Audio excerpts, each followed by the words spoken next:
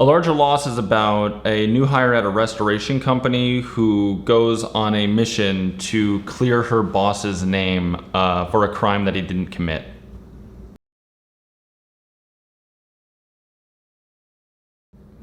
Well, at the time I was working for a restoration company in the marketing department, and we did so many different types of jobs that always came with some sort of dramatic story.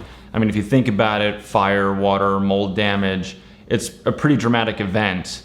And so whether it was commercial properties or residential properties, there was always some sort of interesting story or interesting characters that were introduced to us. And some of them I would just make notes of and write down, because I thought that I would never have known this or seen this or experienced something like this, or just heard little anecdotes or certain things I thought would make great dialogue. And so I kind of had these notes, and then I thought I had all the makings of a good thriller novel. You know, people ask me all the time, why would you write about restoration? Nobody wants to hear about that. And it's true, you know, it's a service that people never want to have. And so it was just the industry that I knew, and like I said, I felt like there was enough elements of it that if I could spin it right, it would be interesting enough for a thriller book.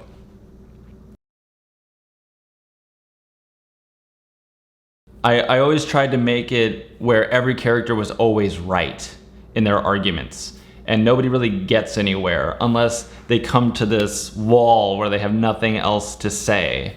So I think that makes interesting dialogue when, you know, both parties are right in their argument, and because they're all experts, you know, we all know better than everybody else, right? And so everybody thinks that way.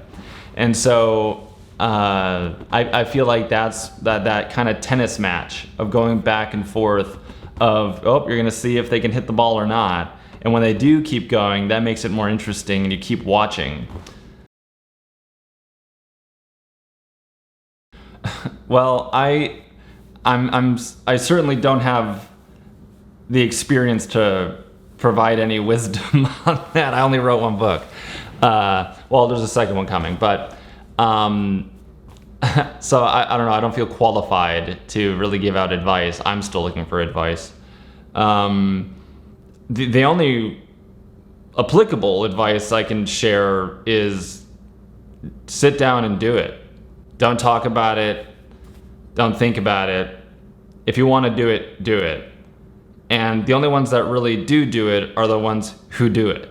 So there's no secret to writing except actually performing the verb of writing. Just like how a runner runs, you know, they're into running. So if you're into writing, that means you actually write things. Even if it's terrible, you're still a writer. And so that was my whole goal in the beginning, was to just write. And the first draft of A Larger Loss was like a phone book, because I just didn't stop.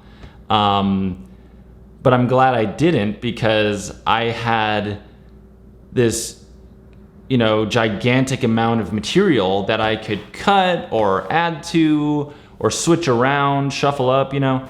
And so it's not like I wrote 100 pages and I'm like, oh, what else can I add? It was like, okay, I'm gonna have to like literally cut this thing in half. And so the only real secret is write whatever it is you want to write. And you know, you either will or you won't. And that's the only difference, I think, between a writer and somebody who wants to be a writer.